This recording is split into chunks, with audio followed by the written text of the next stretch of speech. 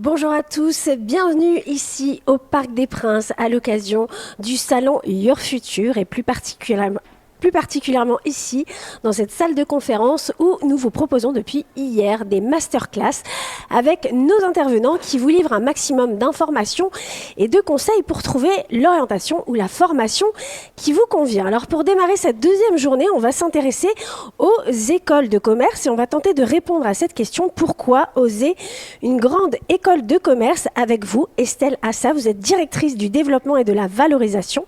Merci d'être avec nous. Bonjour, merci. Vous allez bien? Ça va très bien. C'est la première fois que vous venez au Parc des Princes? Non, c'est la deuxième fois. J'étais là l'année dernière aussi. Ok, ça vous plaît? Oui, beaucoup. Ouais, c'est joli, hein? Quel lieu! Alors, Estelle, pour commencer, je vous propose de nous présenter IMTBS. Alors, IMTBS, ça veut dire IMT Business School. Qu'est-ce que ça veut dire IMT? C'est l'Institut Mines Télécom. Quand on dit Institut Mines Télécom, on pense à des écoles d'ingénieurs. Mais en fait, dans ce groupe d'écoles d'ingénieurs, il y a aussi une grande école de management qui est Institut Mines Télécom Business School. Voilà, ça dit tout. La grande école de management d'un grand institut d'école d'ingénieurs qui est spécialisée dans le management de l'innovation, dans le management du numérique et avec une très grande proximité sur les technologies, puisque ça, c'est le monde des ingénieurs. Est-ce que vous pouvez nous parler un petit peu du domaine des formations, des valeurs? Alors déjà, on est une grande école publique. On est sous tutelle du ministère de l'économie. Et ça dit deux choses. On a chevillé au corps la mission de service public qui est importante. Donc on a de fortes valeurs de développement économique et de servir le développement économique de la France et plus largement de la société. Et puis on est une grande école donc, qui fait partie, comme je le disais, d'un groupe d'écoles d'ingénieurs. Donc avec un intérêt pour les technologies, l'innovation au sens large et puis le numérique depuis 45 ans. Voilà, c'est une école qui est relativement peu connue et qui pourtant existe depuis 45 ans au sud de Paris, un très très beau campus dans les quel endroit?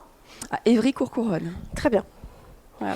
Alors, beaucoup de nos étudiants sont présents ici aujourd'hui et beaucoup nous regardent. Est-ce que vous pourriez leur expliquer plutôt, la différence entre une école de commerce classique et une grande école de commerce?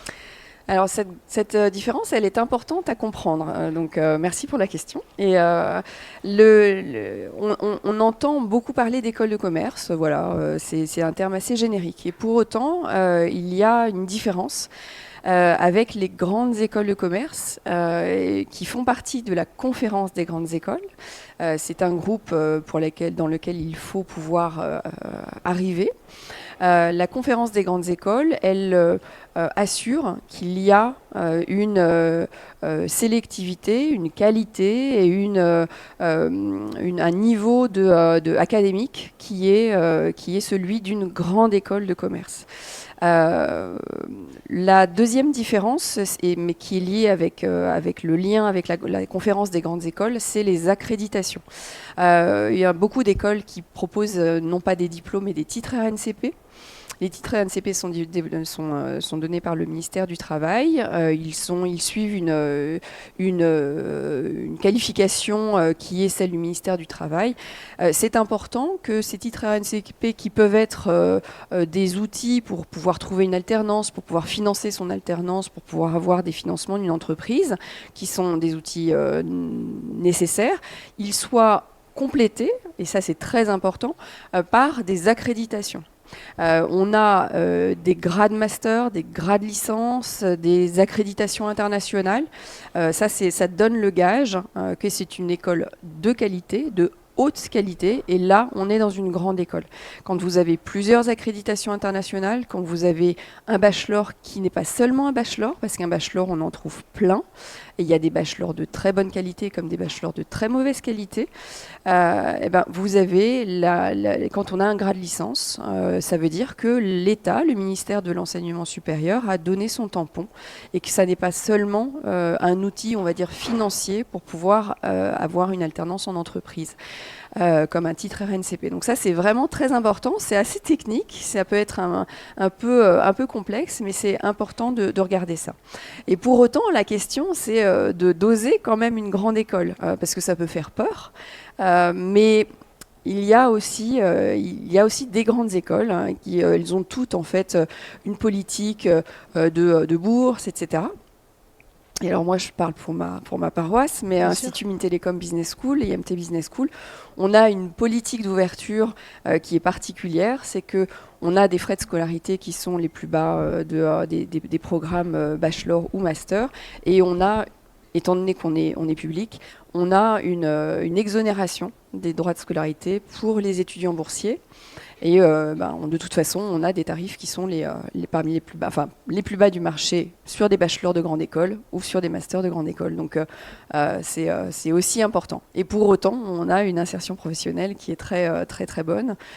Mais bon, ça fera peut-être l'objet d'une autre question. Merci d'avoir autant développé ma question. Est-ce qu'on peut, juste pour bien comprendre en quelques mots un petit peu plus courts, en quoi la distinction est importante ? C'est une distinction de qualité. Une distinction de qualité académique, une distinction de sérieux, une distinction d'encadrement. D'encadrement administratif, d'encadrement académique, c'est-à-dire un encadrement dans les cours, de suivi de la progression de votre acquisition de compétences. Les profs sont des profs qui publient, qui sont aussi des chercheurs, qui ont donc une qualité. Alors il n'y a pas que ça, hein, on a à peu près un minimum 50% de profs qui sont des profs chercheurs, et puis on a 50% de profs qui sont des professionnels qui viennent d'entreprises et qui partagent l'expérience de leur métier et qui transmettent ce qu'est le métier ou une discipline, une matière. Et ça fait toute la différence. Parce que quand vous vous retrouvez dans une école qui a très peu de cours, qui propose très peu de cours, les cours sont en distanciel, donc avec une pédagogie qui n'est pas évidente, pas toujours évidente. Je pense qu'on a beaucoup de jeunes ici qui ont connu la période de Covid. C'est pas évident de transmettre et d'acquérir des compétences quand on est en distanciel. C'est pas impossible, mais ça n'est pas évident. Il faut des méthodes pédagogiques particulières. Et puis après, il y a un accompagnement, un encadrement par un prof, mais aussi il y a tout le staff de l'école qui est là pour accompagner l'étudiant dans son développement, parce qu'on est là dans une période de la vie où les étudiants deviennent des jeunes adultes, ils doivent devenir responsables, ils doivent devenir aussi citoyens, ils doivent comprendre le monde bien plus que juste leur matière, ils doivent comprendre ce qu'est l'entreprise. Et il y a des career centers pour pouvoir coacher, il y a des personnels de la scolarité qui vont pouvoir aussi surveiller pourquoi vous êtes absent, pourquoi vous n'êtes pas absent. C'est important tout ça parce qu'il y a besoin de se concentrer aussi. Je veux dire, on est aussi à une période à ces âges-là où on expérimente la liberté hein, en post-bac, la majorité, plus d'autonomie. On est parfois sorti de son cocon familial et pour autant c'est important de rester dans un cadre sérieux qui vous amène jusqu'à la diplomation et puis jusqu'à l'insertion professionnelle parce que derrière, il y a aussi à convaincre une entreprise, une organisation, une ONG, enfin un employeur de vous recruter pour continuer votre route au-delà de l'école. Et c'est vrai que je rebondis sur ce que vous disiez par rapport à cette liberté. Beaucoup se sont aussi habitués au fait qu'on fasse beaucoup de choses en distanciel. On parle beaucoup de télétravail, etc. Donc, il faut faire attention de ne pas... Alors, c'est tout un dosage, en fait. Il faut pouvoir le faire. Il faut apprendre à le faire. Mais avec des méthodes il faut apprendre dans la scolarité et dans son travail. C'est ça. C'est important parce qu'on vit avec ça. Ça ne veut pas dire que l'on n'est que sur du présentiel et qu'il n'y a que le présentiel qui est important. Mais par contre, il faut bien le doser et surtout, il faut avoir les bonnes méthodes pédagogiques dans une grande école, et managériale quand on est dans une entreprise. Moi, je manage pas mes collaborateurs et mes collaboratrices de la même manière depuis le Covid. Alors, j'étais dans des structures qui proposaient déjà du télétravail, donc j'avais déjà appris. Mais là, il y a eu un bouleversement important puisque c'est devenu 100% de distanciel pendant un moment. Et puis après, c'est resté très important de pouvoir partager son temps entre l'entreprise et chez soi. Et on ne fait pas cours de la même manière et on ne manage pas des collaborateurs de la même manière en présentiel et en distanciel. Est-ce que vous pouvez nous nous reparler précisément de ce que propose comme formation IMTBS? Alors, IMT Business School propose deux formations en initiale, le post-bac, un bachelor, mais un bachelor gradé licence, qui est un bachelor en 3 ans. D'accord. C'est un bachelor qui est très intéressant parce et d'ailleurs il s'appelle Management et Nouvelles Technologies. C'est un bachelor qui est complètement orienté autour de l'apprentissage de la gestion, du management, donc du business, du management en entreprise, de tous ces sujets-là, mais avec le digital, avec le business digital. Il va d'ailleurs évoluer dans son nom en Management and Digital Business. C'est un programme qui propose à la fois des savoirs qui sont des savoirs de sciences de gestion, mais aussi des savoir-faire, puisqu'on est beaucoup dans le faire, dans ce bachelor. On apprend à résoudre des problématiques d'entreprise, on fait beaucoup de projets en groupe, etc. Et c'est un programme qui apporte aussi beaucoup de savoir-faire. Et ça, c'est très important pour les entreprises et pour nos écoles. C'est d'inculquer ce qu'on appelle les soft skills, c'est-à-dire les compétences molles, soft. C'est finalement les comportements. C'est la posture, c'est de l'assertivité, c'est la capacité de parler en groupe, en public. C'est comment est-ce qu'on se comporte dans un groupe, comment est-ce qu'on comprend aussi les sujets plus stratégiques, hein, ça va être de la posture, c'est de la capacité de travailler en équipe, c'est la capacité d'écoute aussi. Donc tout ça, c'est quelque chose que l'on commence à apprendre dès le post-bac. C'est absolument passionnant parce que c'est des années qui sont charnières. Encore une fois, on vient de passer sa majorité, on gagne en autonomie et ça, c'est important de le canaliser vers quelque chose qui va servir, qui va faire grandir en fait, tout simplement. Et qui va vers la maturité. Vers la maturité. Alors en général, derrière notre bachelor, il y a beaucoup la plupart de nos étudiants partent sur un programme master. Et là, c'est la deuxième formation que l'on propose. À partir d'un bac plus 2, donc après un BTS ou après des classes prépa, ou après un bac plus 3, c'est-à-dire un premier bachelor en école de commerce ou une licence 3 ou un BUT en IUT. Là, vous arrivez dans le programme Grande École. Programme Grande École, c'est le programme classique des grandes écoles de commerce qui délivre un master qui est gradé master par le ministère de l'Enseignement supérieur, qui est doté d'accréditation internationale. Et là, vous avez, là aussi chez nous en tout cas, une très forte hybridation entre le management, le business et le numérique, les nouvelles technologies. Alors on dit nouvelles technologies, mais en fait elles sont plus du tout nouvelles, hein. Ça fait déjà une dizaine d'années que c'est bien ancré. Mais par contre, ça continue de changer. On apprend comment manager avec l'intelligence artificielle, comment manager de la data, parce que tout le monde digital, c'est un monde qui repose sur la data. Et puis tout ce qui va être audiovisuel, réseaux sociaux, etc. Alors, vu tout ce que vous proposez, j'imagine que c'est une école qui est très prisée. Oui.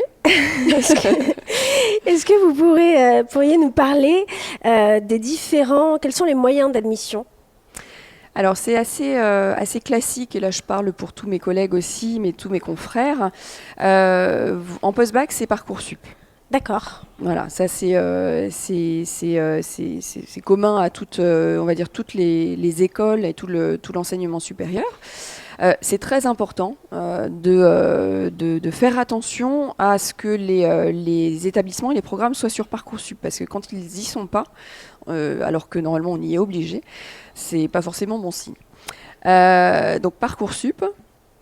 Alors juste, je rebondis sur Parcoursup parce qu'on sait que c'est un outil qui est à la fois un cadeau, mais aussi quelque chose de très angoissant. Qui fait peur. Oui. Est-ce que pour nos jeunes là, qui sont avec nous ou ceux qui nous écoutent, vous auriez un petit conseil ou un petit tips à donner pour bien remplir leur dossier ? J'ai envie de dire anticiper. Anticiper, passer du temps sur l'outil, sur la plateforme, regarder les fiches. Regardez les fiches des écoles, regardez après les sites web des écoles, prenez ce temps-là, et je crois que c'est nouveau depuis cette année, on peut y accéder depuis la seconde. C'est important de passer du temps et de pas attendre le mois de janvier de son année de terminale pour regarder comment c'est fait. Après, il y a beaucoup de services que l'on voit auxquels on peut accéder sur Internet pour coacher hein, sur la plateforme. Donc oui, c'est important d'anticiper parce que il y a je ne sais plus combien de milliers de programmes sur Parcoursup. Il faut pouvoir faire son chemin, il faut pouvoir faire les bons choix. Et puis, j'ai envie de dire, ne mettez pas tous vos œufs dans le même panier. Alors par contre, je pense qu'on va en parler après, il est possible, si on a un problème sur sa première année, hein, on n'a pas l'année, la formation de son choix, dans ces cas-là, il est toujours possible de basculer. Aujourd'hui, c'est phénoménal par rapport à moi de mon temps, il y avait une voie à partir du moment où on y était, et on ne pouvait pas en bouger. Aujourd'hui, il y a des passerelles de tous les côtés. Nous, je vois une grande école de commerce comme la nôtre, on a la capacité, ce qui était beaucoup moins le cas à sa création, de recruter des profils qui ne viennent pas de classes prépa, alors que les classes préparatoires préparent à nos concours. Aujourd'hui, c'est beaucoup plus ouvert. Peut-être que j'ose vous poser la question dans la salle. Est-ce qu'il y en a qui ont commencé Parcoursup? Tout doucement. Vous avez peut-être des questions? Non. Ok, recherche d'école. C'est important de prendre son temps de chercher l'école dans tous ces milliers de formations. Et encore une fois, faites attention aux accréditations, faites attention aux grades, parce que voilà, il y a vraiment du bon et du moins bon.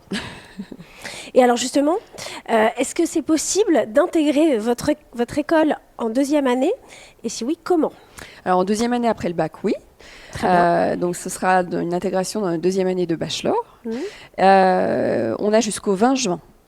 D'accord. Pour le faire, c'est sur la base d'un dossier, d'un test d'anglais et d'un entretien de motivation.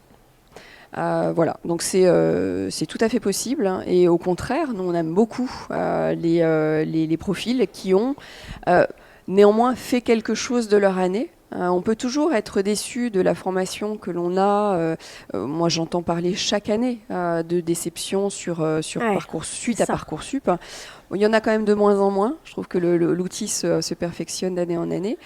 Et puis, c'est important quand même de faire quelque chose de son année, de pas juste rester chez soi et d'attendre de voir que les choses viennent à vous. Il faut se professionnaliser. On peut commencer à bosser, on peut aller à l'étranger, on peut aller jusqu'au bout de sa première année et essayer d'en prendre le maximum pour pouvoir quand même avoir quelque chose en entretien à présenter et à partager pour que derrière la suite puisse les rails puissent se remettre. Disons qu'il y a un projet initial, mais il faut quand même penser à un plan B au cas où. Voilà, bien résumé. Bien résumé parce que j'ai un fils de 20 ans et qu'on est passé par là, je crois. Ouais, mais vous n'êtes pas la seule. Mais après, il y a beaucoup de choses qui se construisent aussi après la première année, après la deuxième année. Faut toujours faire quelque chose et faut toujours aller jusqu'au bout, surtout de là où on est. Exactement. Y a-t-il des programmes spécifiques pour justement faciliter l'intégration des étudiants ? Alors oui, c'est phénoménal, surtout quand on vient des études, on va dire, pré-bac. On est dans un cadre de lycée. Alors que ce soit en France ou à l'étranger, parce qu'on recrute beaucoup de post-bac de l'étranger. Ça, c'est aussi super intéressant pour les étudiants de se mélanger avec des étudiants internationaux. C'est déjà, première chose, c'est que la semaine de rentrée, c'est ce qu'on appelle la semaine d'intégration. Elle porte bien son nom, on est là pour intégrer. Intégrer, ça veut dire quoi ? Ça veut dire de bien comprendre l'environnement dans lequel on est tombé. On est dans une grande école de commerce, donc c'est différent d'un lycée. Et puis après, je parle bien sûr, alors ils sont un petit peu plus mûrs, hein, donc là on a un public qui est quand même relativement jeune, hein, j'ai l'impression, donc on va se concentrer sur le post-bac, mais c'est vrai que quand on vient d'un lycée, quand on arrive sur une école, et surtout chez nous, on a un campus à l'américaine. Ce qu'on appelle un campus à l'américaine, ça veut dire que c'est un endroit où vous allez loger, où vous allez étudier, où vous allez expérimenter, vous allez faire des soirées, vous allez faire aussi beaucoup de sport, beaucoup d'associations culturelles, de danse, etc. On a même une association de comédie musicale. Voilà. On n'est pas dans un lieu qui s'y prête, mais on fait aussi beaucoup de sport. Un campus, un complexe qui est très complet, où il y a une grande vie étudiante. C'est important. Et en plus, ce qui est intéressant dans le post-bac, c'est qu'on arrive dans ce campus et on est mélangé entre les jeunes qui sortent du bac et des bac plus 4 qui vont se diplômer sur leur bac plus 5. Donc on est mélangé avec des jeunes et des moins jeunes. Et ça, c'est très intéressant parce que il y a un partage, il y a une transmission, il y a un flux d'informations, il y a du coup un partage finalement d'expériences. Et il y a la possibilité de demander des conseils. C'est ça, d'être épaulé. D'être épaulé. Alors, il y a et j'en viens justement à ce sujet-là, c'est qu'on a instauré, depuis le Covid, parce qu'on s'est rendu compte qu'avec le Covid, chacun venait de quelque chose d'assez spécial. On a mis en place ce qu'on appelle les welcomers. Les welcomers, ce sont des étudiants qui sont plus âgés et qui prennent un petit groupe de 20 jeunes étudiants qui viennent d'arriver pendant toute la semaine d'intégration. C'est ce référent, ce grand frère ou cette grande sœur qui va leur faire découvrir le campus, les amener au bon endroit dans leur planning de la semaine de rentrée, où c'est une semaine où on apprend à connaître l'école, on apprend à comprendre le campus, on apprend à connaître comment ça fonctionne, les outils, on commence à avoir des ateliers, des masterclass, etc. C'est eux qui prennent par la main, et puis ça donne du coup un petit groupe de 20, 24 au maximum, qui vont se connaître particulièrement. Et on se retrouve finalement dans une configuration d'une salle de classe de lycée où on va apprendre à connaître ces 23 autres personnes qui viennent d'arriver et qui sont dans le même état de découverte, de curiosité, mais peut-être aussi d'appréhension. Parce que vous avez aussi des élèves qui viennent de l'étranger ? Oui, on a un étudiant sur 3 qui vient de l'étranger, et c'est en développement. Donc c'est un des axes de l'école, de développer la présence internationale sur le campus. C'est-à-dire que l'international, finalement, il y en a beaucoup qui proposent des campus à l'étranger, etc. Mais il y a aussi, ça commence dès le premier jour de rentrée, et on est sur des campus, et en plus on partage notre campus avec une grande école d'ingénieurs, donc c'est les mêmes locaux, ils ne sont pas dans des locaux qui sont différents, et puis on se retrouve éventuellement sur la pelouse entre les deux locaux. Ce sont les mêmes locaux qui sont occupés par 2 écoles, et donc on a aussi des étudiants ingénieurs, étrangers ou français, et ça donne aussi une autre culture, ça donne aussi une autre, on a accès à une autre culture que juste les personnes, comme au lycée finalement, où vous aviez des camarades qui allaient alors c'est vrai qu'avec les spécialités c'est peut-être un petit peu moins le cas aujourd'hui, on est plus sur des classes qui sont très formatées, soit vous êtes littéraire, soit vous êtes SES, soit vous êtes maths approfondies, mais là on est du coup, chez nous en tout cas, sur un environnement culturel qui est complètement mélangé entre le scientifique et le économique, le management, et des Français et des internationaux. Donc, alors justement, puisqu'on aborde l'aspect international, qui est encore une fois hyper important, qu'est-ce que vous mettez en place pour permettre à vos étudiants de vivre ce type d'expérience pour que ce soit un maximum enrichissant ? Qu'est-ce que l'on met en place dans l'enseignement ? Voilà, dans votre établissement, est-ce qu'il y a un accompagnement pour Absolument. Pour ces élèves qui veulent partir à l'international ? Alors déjà, sur l'accompagnement, on va dire, au global, on est sur une école qui est relativement petite. Et ça aussi, c'est important pour chacun d'entre vous qui êtes dans cette salle. Si vous aimez être dans des grandes structures, parce qu'il y a le confort aussi... de la liberté, de l'anonymat, et puis du volume. Chez nous, il y a aussi des petites structures, et c'est important de regarder son école en connaissant, en se demandant en fait si on a envie d'être dans une école plutôt à taille humaine ou plutôt dans quelque chose de beaucoup plus imposant, plus large. Nous, on est une école à taille humaine. Ce qui va changer, c'est l'encadrement, justement. L'encadrement sur la scolarité, sur de faire attention à vous, de faire attention à vos absences, parce qu'il y a des absences qui peuvent être aussi des signaux faibles de problèmes, de plein de choses. Mmh. Donc ça, c'est important aussi de savoir comment, de décrochage, etc. Donc ça, c'est important aussi d'être présent. Et puis l'encadrement sur la professionnalisation. Donc on a un Career Center qui aide aussi à coacher sur la construction du projet professionnel. Et puis sur l'international, on a une équipe qui est dédiée, qui est là pour répondre, pour présenter l'offre de partenariats internationaux.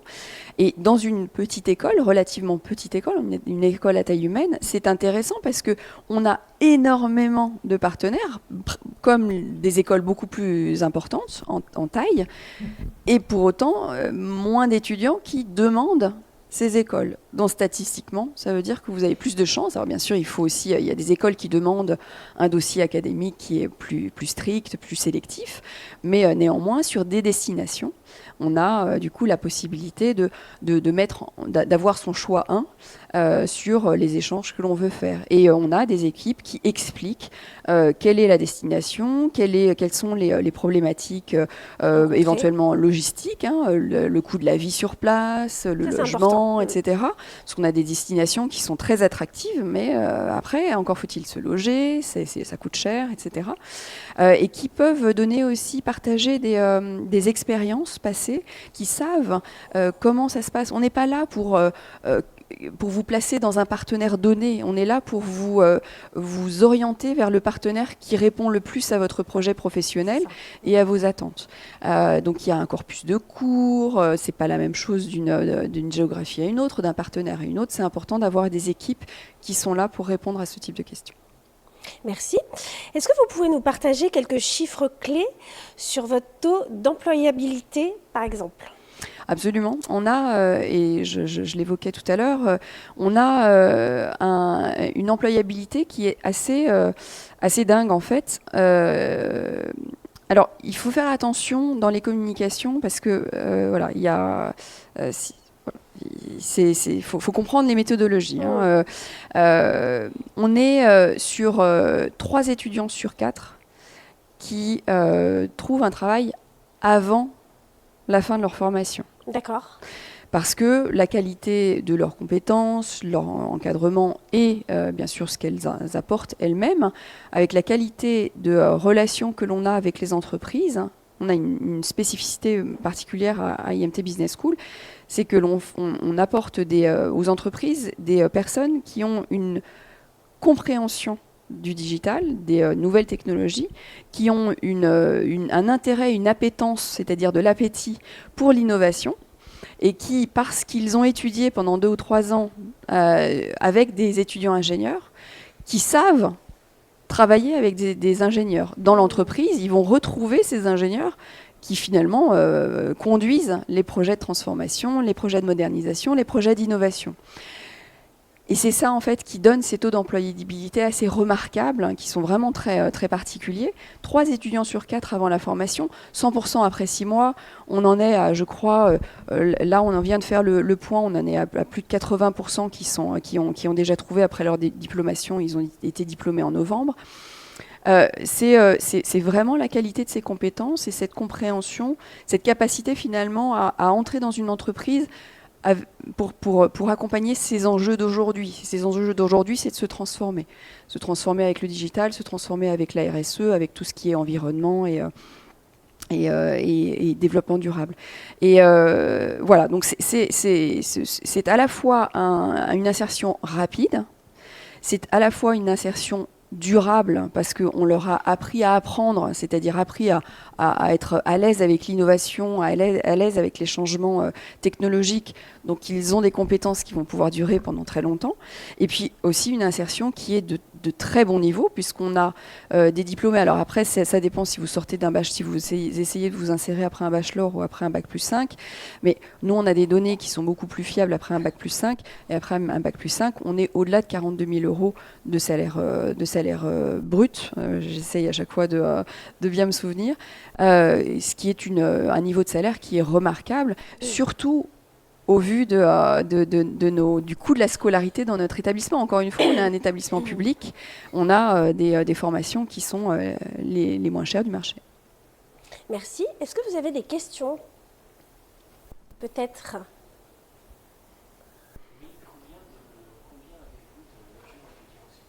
Oui. Alors juste, je vais répéter la question pour qu'on puisse l'entendre à l'écran. La question, c'est combien vous avez de logements étudiants au sein du campus, c'est ça? Alors, nous avons 900 logements sur le campus. On est sur une taille c'est énorme. Voilà, je peux vous dire.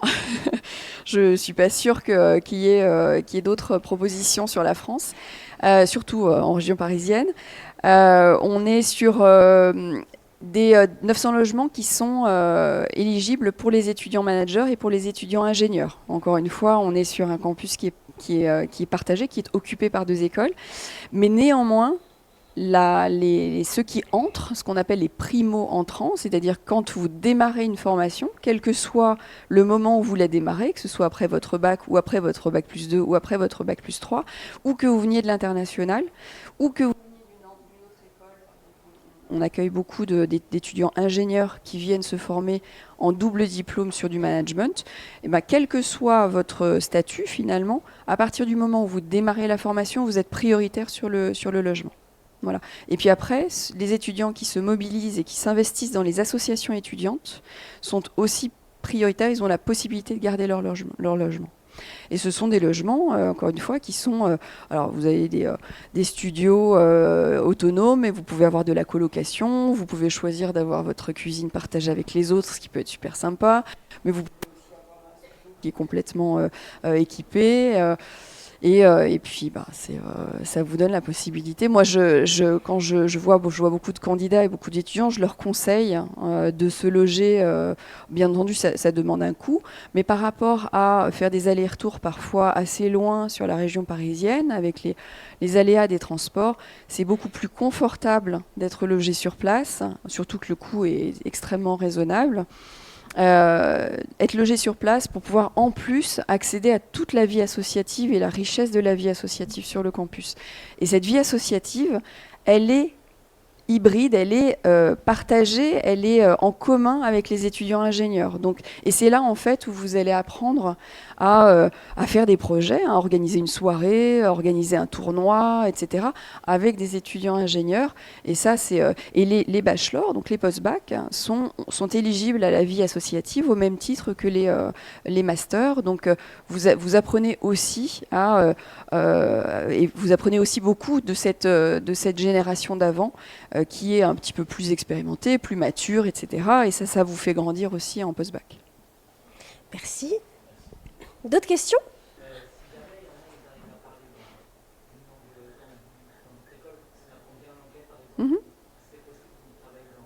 Travailler à l'étranger. Donc en fait, tu demandes s'il y a des possibilités quand on vient à l'international, des opportunités qui s'ouvre professionnelles à l'international. Alors oui. Déjà, pour répondre, oui, il y a à peu près 25%, donc un étudiant sur 4 qui part travailler à l'international. Donc ça, il y a des forums de recrutement qui sont dédiés avec des entreprises internationales qui se présentent et qui viennent recruter sur l'école et sur le campus. Mais encore une fois, l'international, il commence dès la rentrée. Parce qu'il y a toute une vie internationale sur le campus quand on y vit, quand on y étudie. Que ce soit nous dans notre école de management et dans l'école d'ingénieurs avec laquelle on partage nos locaux, il y a des étudiants internationaux. On a un très très bel événement qui s'appelle le Global Village. Le dernier jeudi de novembre, on a une grande soirée où toutes les nationalités de nos 2 écoles, donc toutes les nationalités du campus, viennent faire leur cuisine, la cuisine de leur pays. Et puis on a aussi des régions françaises, donc on a des Bretons qui Vous avez besoin de goûteurs, je viens. Hein. Ah ben, vous êtes la bienvenue parce que c'est absolument magnifique. C'est un énorme moment d'émotion. Parce que l'on voit dans ce grand forum à peu près... alors, elles font pas toutes un stand. On a à peu près 50 nationalités sur le campus. On a à peu près, cette année, je crois qu'on avait 25, à peu près une nationalité sur 2 qui venait et qui faisait ses spécialités de son pays. Et voilà, c'est fabuleux. Donc typiquement, l'international, on le vit sur le campus et c'est très réel. Vous avez accès à des profs aussi, ça c'est aussi une caractéristique des grandes écoles de commerce par rapport aux écoles de commerce, c'est que vous avez beaucoup de professeurs qui viennent de l'étranger. Parce que c'est comme ça qu'on est accrédité. On a besoin, et puis ça compte dans les classements, etc. Donc ça vous expose à de l'interculturel, à d'autres cultures, que ce soit au niveau des étudiants, mais aussi au niveau des professeurs. Et puis après, vous avez des échanges, vous avez une expérience internationale à valider. Donc soit vous partez en stage, soit vous partez en échange académique. Donc c'est ce dont on parlait tout à l'heure. Vous allez dans une autre université, dans un autre pays, et on vous aide à ça. Et puis après, vous avez effectivement des forums de recrutement où vous avez des entreprises internationales qui vous proposent de travailler pour elles.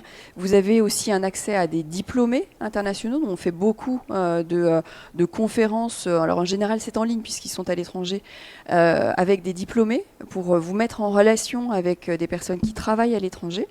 Et puis derrière, vous êtes en capacité d'aller travailler à l'international. Et par rapport au niveau d'anglais, par rapport aux cours de langue, vous avez la possibilité chez nous. Alors, dans toutes les grandes écoles de commerce, vous allez avoir un énorme effort sur l'anglais. Donc ça, c'est clair que c'est un accompagnement. Nous, on est sur des niveaux d'anglais qui sont importants, en tout cas qui sont ambitieux. On a de l'ambition sur le niveau d'anglais de nos étudiants. Mais vous avez la possibilité de faire une LV2, donc une langue vivante 2, une deuxième langue vivante, et vous avez la possibilité d'étudier une troisième langue vivante. Voilà. Avec un choix, ça va jusqu'au coréen, japonais, arabe bien entendu, italien. Voilà. Donc, alors après, moi ce que je conseille en général, c'est attention, la priorité c'est l'anglais. Il ne faut pas s'éparpiller non plus. C'est bien d'aller jusqu'à une troisième langue vivante. C'est bien d'apprendre le coréen parce que c'est aussi une découverte d'une culture qui est très, très différente. Mais ce n'est pas au détriment du focus que l'on a sur la formation et notamment sur la première langue vivante qui doit être l'anglais. En tout cas, merci d'être aussi généreuse dans vos réponses et de nous livrer autant d'informations. Avant de clôturer cette masterclass, est-ce que vous auriez envie de livrer un dernier message aux jeunes qui hésitent encore à intégrer une école de commerce ? J'ai envie de vous dire, de leur dire, osez. Aujourd'hui, il y a peut-être beaucoup plus ce que vous transpirez de vous-même, de votre ambition, de votre curiosité, de votre intérêt aussi pour le monde qui vous entoure, qui va compter peut-être autant que votre bagage académique. Il y a beaucoup moins de voies toutes tracées. Et saisissez cette chance parce que on a une vraie richesse derrière d'accompagnement et d'alimentation de cette curiosité et de cette envie d'apprendre. Donc ça vaut le coup d'aller rencontrer sur les stands bien entendu, mais aussi on a des journées portes ouvertes, on a des Vie ma vie. Alors oui, ça j'en ai pas parlé, on a des Vie ma vie bachelor. Donc si vous voulez tester comment c'est une demi-journée sur notre campus et dans les classes. Il y a des dates sur notre site. Ça, c'est hyper intéressant. Ouais, c'est génial. Parce que vous voyez avec qui vous pourriez vous retrouver sur les bancs, dans une salle de classe. Vous déjeunez, vous rencontrez les profs, et vous vous rendez compte finalement, souvent les grandes écoles de commerce ont cette image de quelque chose d'assez fermé, d'assez élitiste, etc. Nous, on est une grande école publique, donc on a une ouverture sociale, notamment, qui est importante. Donc on a une vraie diversité. Moi je retrouve sur mon campus exactement la même diversité que l'on a ici dans ce vestiaire. Donc c'est pas exactement dans toutes les écoles de commerce que ça se passe comme ça, mais en tout cas chez nous c'est tout à fait possible. Et donc osez. Merci beaucoup. Je rappelle que vous êtes présents, vous avez un stand sur le salon Your Future jusqu'à ce soir. Donc si vous avez, pour nos jeunes qui sont ici, d'autres questions ou si vous avez encore besoin d'informations supplémentaires, n'hésitez pas à aller les voir. Et pour ceux qui nous regardent, j'imagine que vous avez des réseaux sociaux. Absolument, on est On sur peut rappeler. TikTok, Insta, alors Facebook ça les intéresse peut-être un petit peu moins, mais les parents encore. Et puis bien sûr, moi je suis sur LinkedIn, très très active sur LinkedIn. Donc, Eh bien super. Merci beaucoup Estelle d'avoir été avec nous. Merci à vous. Et merci à tous de nous avoir suivis.